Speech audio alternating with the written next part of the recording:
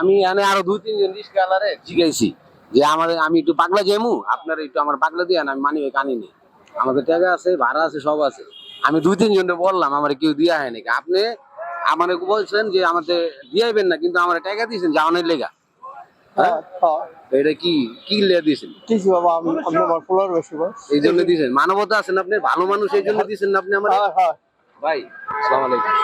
আমি আরো 2-3 জন রিস্কাওয়ালারে বলছি যে ভাই আমার তো মানি ব্যাগ টানি নাই, আমি একটু পাগলা যাইমু, আমার দিয়া হেন। কেউ আমার নিতে রাজি হয় নাই।